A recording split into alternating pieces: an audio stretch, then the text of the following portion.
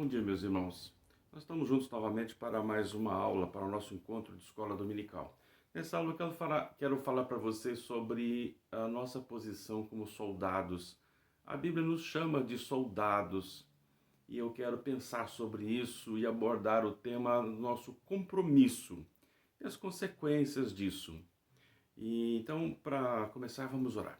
Nosso Deus, damos graças por este dia, por esta semana que terminou, pela que se inicia hoje, e rogamos que o Senhor nos abençoe enquanto paramos, nosso Deus, para buscar a Tua palavra e sermos edificados por ela. Pedimos, perdoa os nossos pecados, purifica a nossa vida e nos ajude, Senhor, a sermos instrumentos úteis uns para os outros e edificarmos o Teu reino.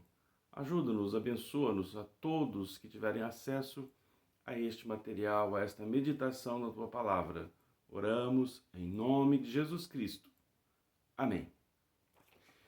Eu vou ler três textos básicos para pensar sobre isso. 2 Timóteo 2, 3 a 4. Paulo falando para Timóteo. Participa dos meus sofrimentos como bom soldado de Cristo Jesus. Nenhum soldado em serviço se envolve em negócios dessa vida, porque o seu objetivo é satisfazer aquele que o arregimentou. Soldado, bom soldado, arregimentação, alistamento. Depois, no Velho Testamento, em Êxodo 14, 15, quando o povo está lá, diante deles está o mar, atrás deles está o exército egípcio, e procuram Moisés, e Moisés procura Deus, e o que nós fazemos? Há uma resposta curiosa. Disse o Senhor a Moisés, por que clamas a mim? Dize aos filhos de Israel que marchem. E eu penso em marchar aqui mais como um exército em ação, avançando, né?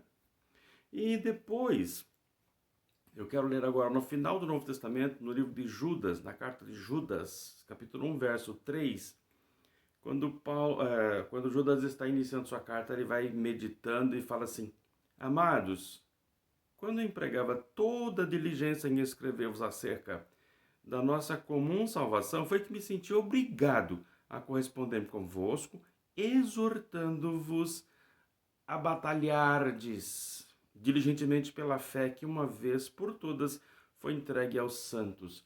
Batalhardes quer dizer entrar numa batalha, numa sessão de uma guerra e lutar ali para vencer. Batalhardes. Então, a Bíblia usa a terminologia militar para falar dos crentes, para falar da igreja, para falar de várias coisas. Eu não vou ser totalmente abrangente, só quero trazer edificação com este tema a nós. Então, eu vou especialmente pensar nesse trecho aqui do Timóteo, né? 2 Timóteo 2, 3 e 4, porque Paulo ali está fazendo um apelo muito sério para Timóteo e vamos buscar o entendimento dele. Ele está falando assim, Timóteo, a situação está complicada. E no verso 1, por exemplo, ele falou assim, tu, pois, filho meu, fortifica-te na graça que está em Cristo Jesus. Por que Timóteo tinha que se fortificar? Tinha que ser um soldado forte. E sendo soldado forte, ele devia participar dos sofrimentos de Paulo. Participa dos meus sofrimentos como bom soldado. Paulo chama Timóteo de soldado exatamente para ele ser forte, para enfrentar a situação que Paulo estava passando, mas outros também passariam ou estavam passando ao mesmo tempo. Então, isso vem nos dizer também que nós precisamos ser soldados também, né? Está apelando para a gente que a gente é soldado. E quando ele fala assim, participa dos meus sofrimentos, Paulo está falando para Timóteo, Timóteo, não negue a sua fé, não negue a minha pessoa, né? Fugindo de mim, não negue a sua condição de cristão, mas assuma o seu cristianismo e forte, e batalhando, e brigando. Não negue, mas assuma, não fuja. Paulo quer dizer com a palavra participa dos meus sofrimentos. Então, Paulo não está chamando Timóteo para uma festa, Paulo está chamando Timóteo para a batalha, coisa de vida ou morte, uma situação complicada, está difícil. E ele está ensinando Timóteo sobre a lealdade ao compromisso. Timóteo aceitou o compromisso de ser cristão, sendo cristão, aceitou o compromisso de ser pastor. Então, essa mensagem não é só para pastor, mas Timóteo tinha esse detalhe. E ele se comprometeu. Quem se compromete com Cristo tem que ser leal a esse compromisso. Ele diz, eu vou te seguir, Senhor. Vai, então vai, seja leal e persevere. E eu quero agora comparar, então, a nossa condição de cristãos, de discípulos, com a situação de soldado, um soldado comum, né? Então, vamos começar o primeiro ponto da nossa aula. Nós devemos pensar que, como soldados, nós estamos alistados. O que é ser alistado? Eu estou pensando aqui na palavra arregimentou, né? Nenhum soldado em serviço se envolve em negócios desta vida, porque o seu objetivo é satisfazer aquele que o arregimentou. Paulo usa a palavra, o verbo arregimentar. Ele quer dizer com isso que um soldado não está livre. Não está livre, está arregimentado. Faz parte de um regimento. Regimento no sentido militar, regimento qualquer ajuntamento de pessoas é um regimento. Existem regras que são regimentos internos, mas aqui no sentido militar. Militar significa cada uma das divisões de uma brigada ou de um exército. Você pensa o exército inteiro, todos os soldados do exército brasileiro faz parte do exército brasileiro. Isso é o exército brasileiro. Mas quando você chega a menor, um número de centenas de soldados, não milhares, então você pensa no regimento. E um regimento tem a única regra, ele é comandado por um coronel. Então, um coronel comanda um bom número, talvez centenas de soldados. Então, isso é um regimento. Nós somos arregimentados. O crente é regimentado. Então, o que é regimentar? Alistado, estar alistado, dar o nome. O que é alistar? Dar o nome assumindo o compromisso de ser soldado sob as ordens desse exército, cumprir tudo o que for dito. Então, esse é o alistamento. E veja, a importância desse alistamento com o sentido de compromisso.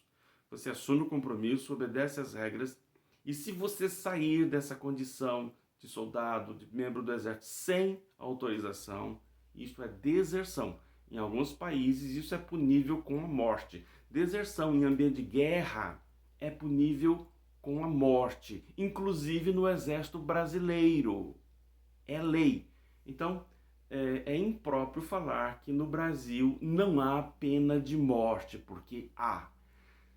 Numa situação especial, como uma situação de guerra, está previsto que a deserção, após um julgamento sumário que seja militar, a punição para a deserção é a morte.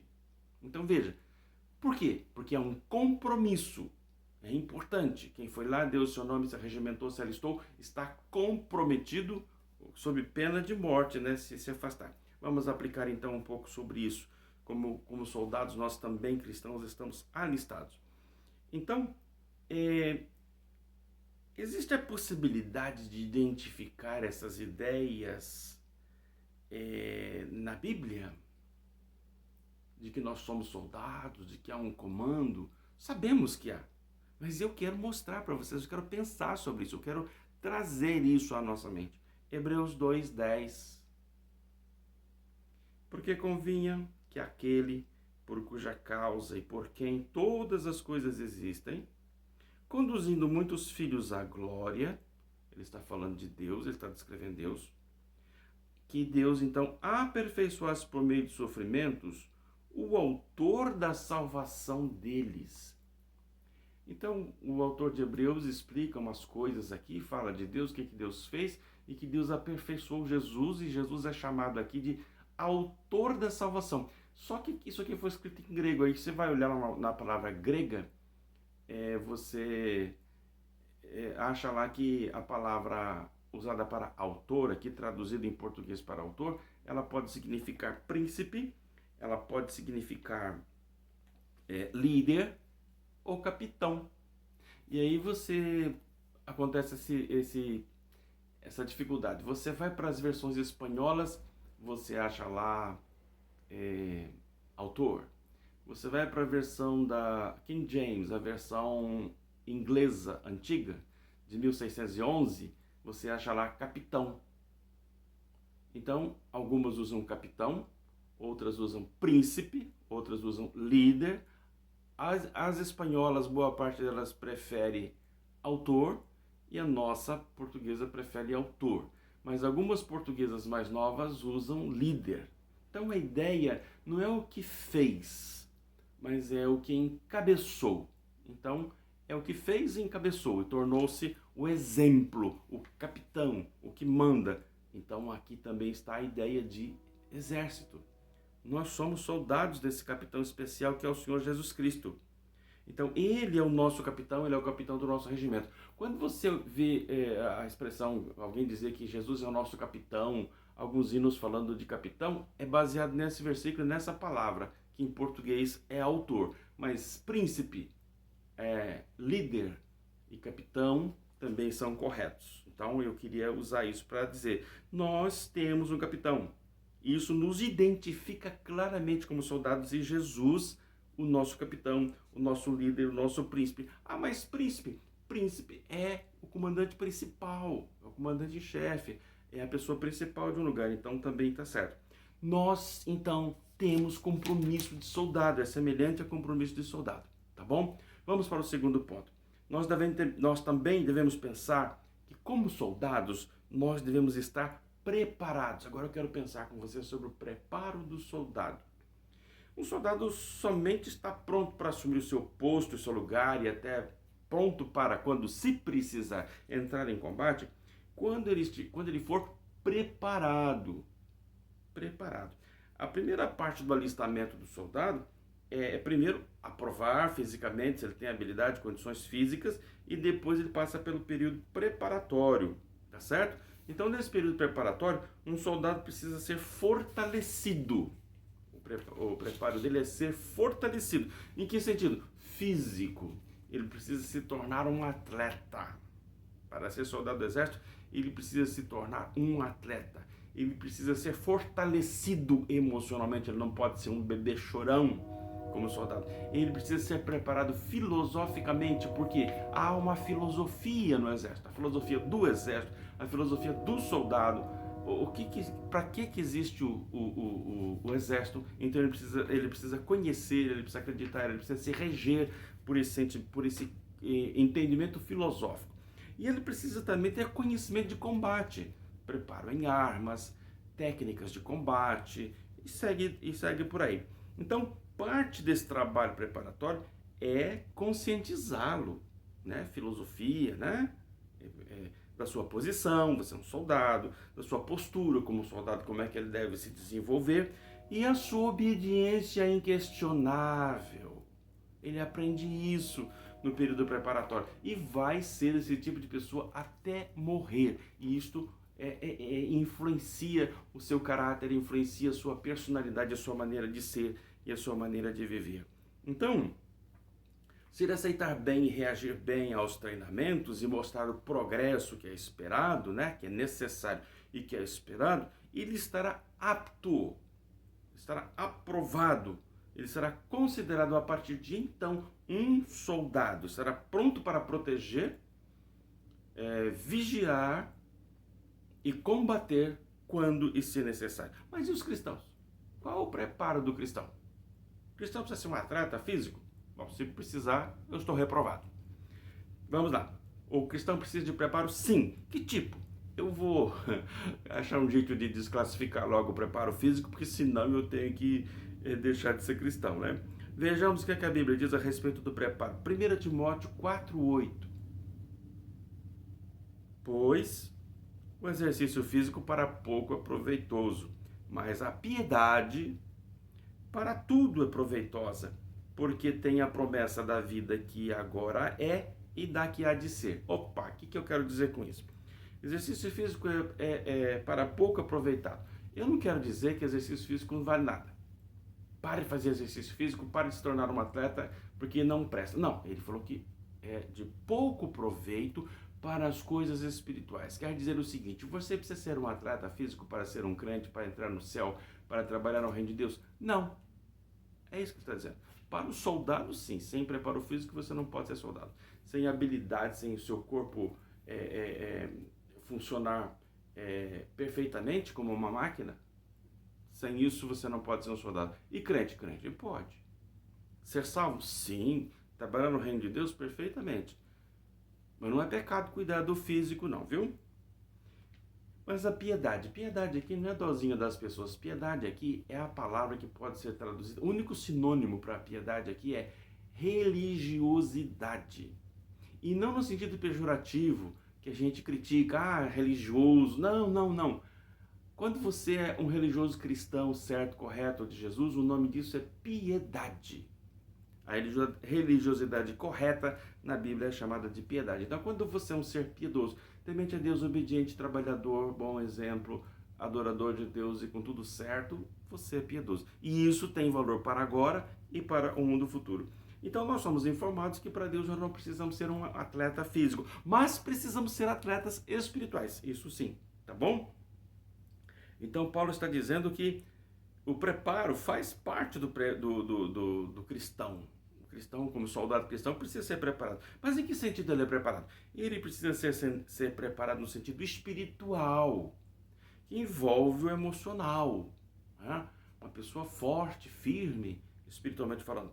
No sentido filosófico, nós vamos pensar que somos preparados na doutrina bíblica, no ensino da Bíblia para reger a nossa vida. E no sentido do conhecimento das Escrituras e saber usar as Escrituras, aplicar espiritualmente, emocionalmente, até filosoficamente, as Escrituras para o nosso bem, para o ensino. Então, tem preparo? Tem. O cristão tem preparo? Sim. Vamos pensar em Jesus? Jesus chamou os 12. Ele os arregimentou.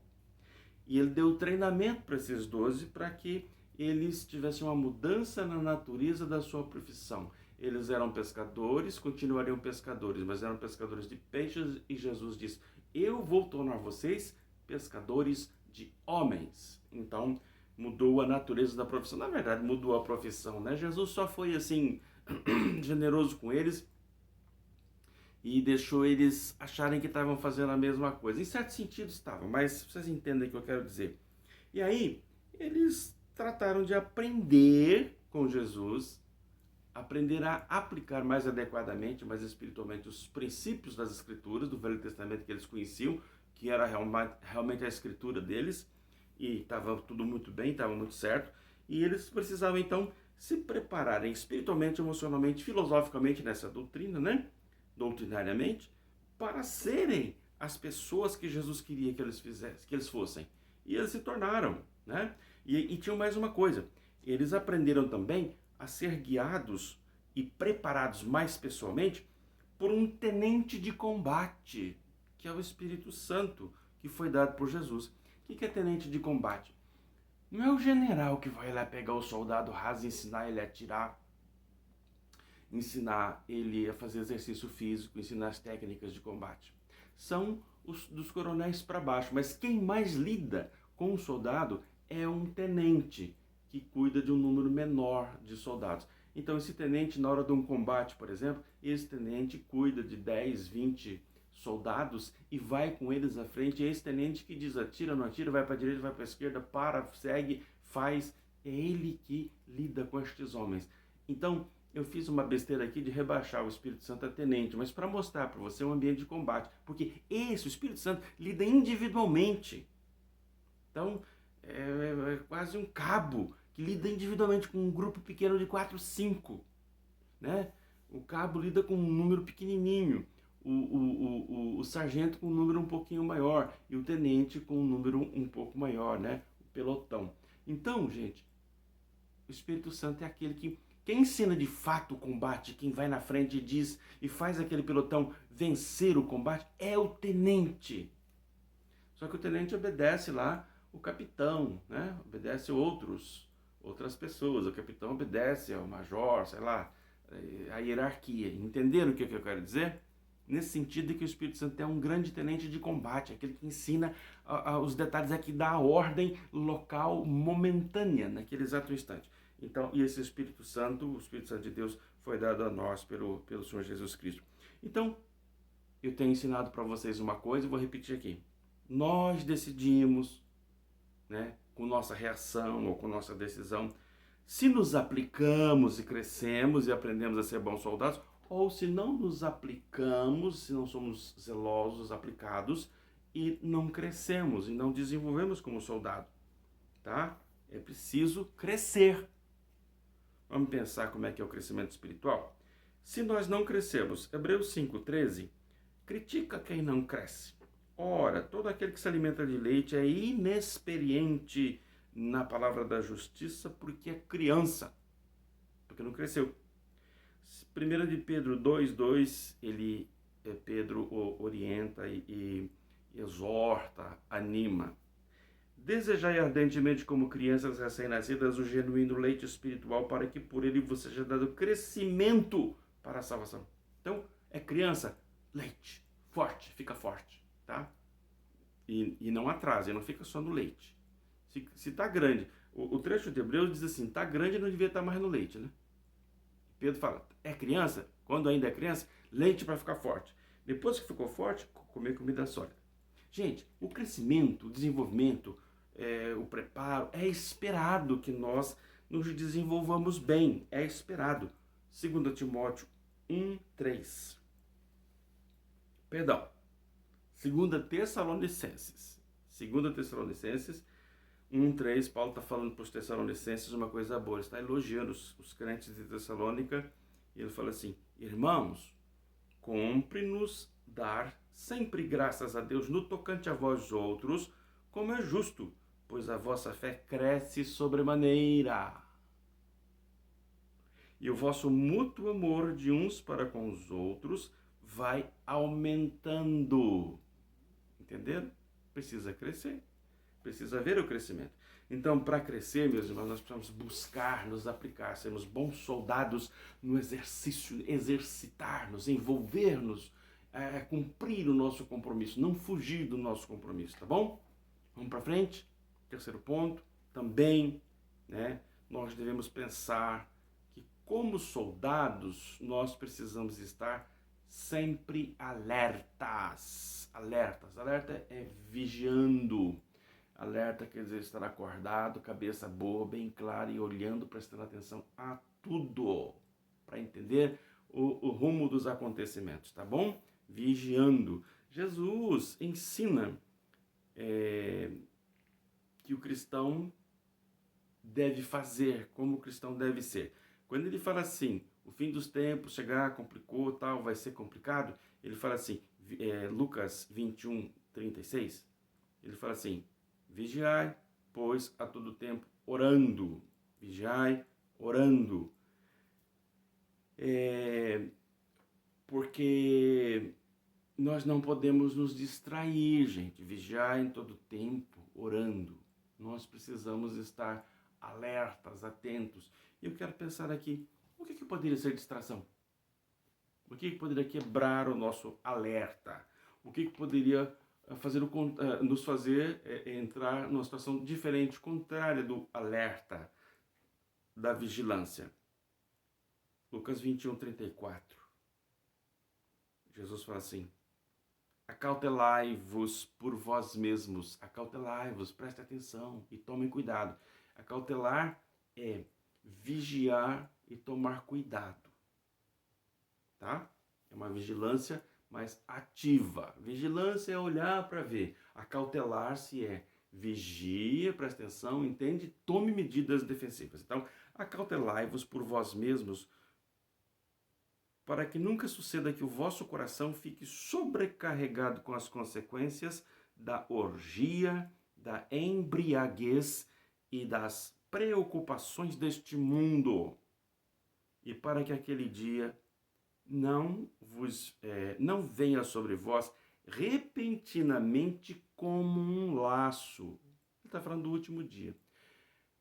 Deixa eu esclarecer para vocês. Eu estou pensando aqui quando ele fala assim, ó, tomem cuidado para não ficar sobrecarregado. Sobrecarregado quer dizer cheio, carregado, pesado, que vai incapacitando, né? Quem está sobrecarregado fica meio incapacitado de agir. Não fica bom o suficiente, livre o suficiente para agir. E o que ele diz aqui? Ele está falando de coisas que distraem o nosso coração, que traz despreparo, impede o preparo, impede o crescimento, impede a nossa condição de discípulos cristãos, de soldados cristãos. O que é? Orgia. O que é orgia? Comida, bebida, dormir, preguiça, sentimentos que atendem ao corpo físico, tá? Orgias, comida, bebida, vai fazendo mal. Embriaguez, entorpecimento mental pelo álcool, por substâncias que mudam a percepção e o sistema de alerta da nossa mente. E preocupações deste mundo. Fica preocupado com o que é material, com esse mundo, para onde vai, porque eu quero, porque eu desejo, porque eu busco. Então você começa a se preocupar demais com isso e você perde a noção da tua condição de soldado, você se afasta do seu compromisso. E isso traz prejuízo. Se ficar errado assim, aquele dia virá sobre as pessoas repentinamente e será como um laço, trará prejuízo. Por isso a advertência de Jesus: vigiai, pois, a todo tempo, no verso 36. Vigiai, pois, a todo tempo. Não há momento de distração, tá bom? Então nós precisamos observar o que Jesus falou, porque é importante. E veja, Jesus disse isso para o fim dos tempos especialmente, mas no começo dos tempos também é importante vigiar. Vigiai e orai para que não entreis em tentação. Ele falou lá no Monte das Oliveiras há 2000 anos atrás. Então nós precisamos cuidar, meus irmãos. Nós precisamos estar alertas. Como soldados, nós precisamos estar atentos, vigilantes, alertas, que somos soldados. Mas, para frente, Jesus avisa que se nós não estivermos alertas, nós teremos prejuízo, tá? Para frente. Como soldados, nós precisamos saber que nós devemos estar sempre ativos. Ativos é o quarto ponto. Então, o Novo Testamento requer que o crente esteja sempre em atividade, sempre em ação, sempre produzindo. Ação quer dizer fazendo coisas, sendo produtivos. Eu estou pensando aqui em 2 de Pedro 1, 5 a 8, que é um texto bonito e completo, né? Bastante completo no que ele fala assim: por isso mesmo, vós, reunindo toda a vossa diligência, associai com a vossa fé a virtude, com a virtude o conhecimento, e com o conhecimento o domínio próprio, com o domínio próprio a perseverança, com a perseverança a piedade, com a piedade a fraternidade, com a fraternidade o amor. Porque estas coisas existindo em vós, se preparando, e em vós aumentando, crescendo, fazem com que não sejais nem inativos, tem que ser ativo, atuante, nem infrutuosos, pessoas que não produzem frutos, precisa produzir fruto, no pleno conhecimento de nosso Senhor Jesus Cristo. Então veja, do crente é requerido na Bíblia que ele seja sempre ativo, mais especialmente do Novo Testamento. Mais especialmente no Novo Testamento. Há outras observações que eu faço agora, concluindo a nossa mensagem desta manhã.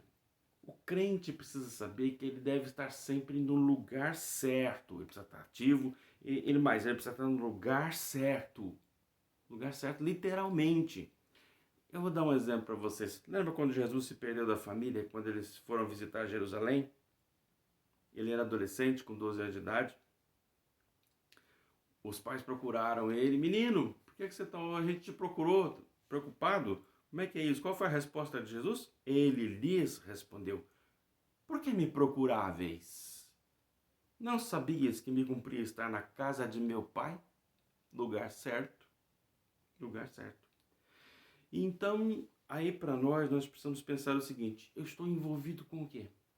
O que toma meu tempo?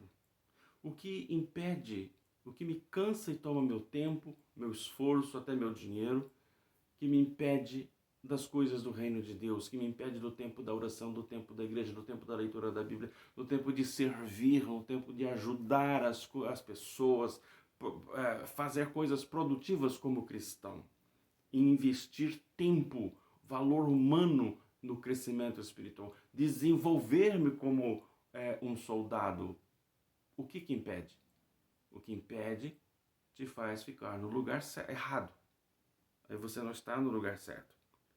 Então, onde você está? Envolvido com o quê? Você está ciente e envolvido com as causas do Evangelho, com os assuntos do Evangelho, com as coisas que o Evangelho defende como coisas que precisam ser feitas? Nós crentes não temos liberdade para sermos crentes e fazer coisas de quem não é crente. Se nós somos salvos, nós somos soldados. Soldados servimos no nosso exército. E então, nós não podemos dizer que é crente, mas agora eu quero fazer outra coisa. Depois eu quero pecar um pouquinho. Depois eu quero praticar esse negócio esquisito aqui do mundo. Depois eu quero encher meu coração de prazer com isso. Eu quero encher minha mente de prazer com aquilo. Eu quero encher meus ouvidos de prazer com aquilo. Eu quero encher meus olhos de prazer com aquilo. Eu quero encher minha boca de prazer. Eu quero encher meu nariz com odores de prazer. Você não está aqui para te servir, você não está aqui para se servir, você está aqui para servir o Senhor. Você tem que estar no lugar certo, fazendo a coisa certa, produzindo aquilo que é certo, tá bom? E finalmente, soldado, você tem uma luta, você tem uma batalha que está sobre você. Hoje, esteve ontem o dia inteiro, está hoje, de manhã o dia inteiro, amanhã, à noite, em todo momento. Ah, mas não é bem assim não, pastor. Filipenses 1:27.